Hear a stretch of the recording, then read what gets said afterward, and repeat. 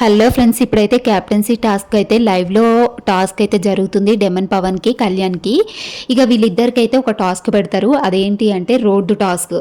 అది రోడ్డు వెయ్యాలి. అక్కడ రోడ్డు ఎవరైతే సాఫ్ట్గా రోడ్డు అయితే వేస్తారో వాళ్ళైతే క్యాప్టెన్సీ టాస్క్లో విన్ అవుతారు. అయితే ఈ టాస్క్లో అంటే డెమన్ పవన్కి కొంచెం బ్యాక్ పెయిన్ వచ్చిందంట. అంటే బ్యాక్ కొంచెం పట్టుకుంది అన్నట్టుగా అంటున్నారు. ఇంకా మెడికల్ రూమ్కి అయితే తీసుకెళ్ళిరంట. ఫైనల్గా అయితే కళ్యాణ్ విన్ అయిపోయిండు. ఇక లాస్ట్ కెప్టెన్ అయితే కళ్యాణ్ అయిపోయిండు హౌస్కి.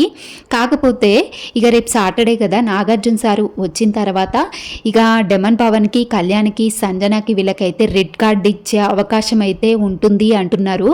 ఎందుకు అనంటే వీళ్ళు ఈ వీక్లో వాడిన మాటలు చాలా అంటే చాలా బ్యాడ్గా ఉన్నాయి అని చెప్పేసి ముగ్గురికైతే రెడ్ కార్డు వాడే అవకాశం ఉంటుంది. ఇంకా ఎవరికైనా ఒక్కరికైతే రెడ్ కార్డు వాడతారంట. ఇంకా అదిగాక రేపైతే డబల్ ఎలిమినేషన్ అయితే ఉంటుందంట. ఈ వీక్ 99.9% డబల్ ఎలిమినేషన్ ఉంటుందంట. అయితే ఈ ఎలిమినేషన్లో ఇక దివ్య అయితే కన్ఫామ్ ఎలిమినేటెడ్. అలాగే భరణి, సుమన్ శెట్టి, సంజన వీళ్ళ ముగ్గురులో ఒకరైతే ఎలిమినేట్ అయ్యే అవకాశం ఎక్కువ ఉంది. అయితే వీళ్ళు రేపైతే ఇద్దరిని అయితే ఎలిమినేట్ చేస్తారు. రేపు ఒకరిని ఎలిమినేట్ చేస్తారు. సండే రోజు ఒకరిని ఎలిమినేట్ అయితే చేస్తారు.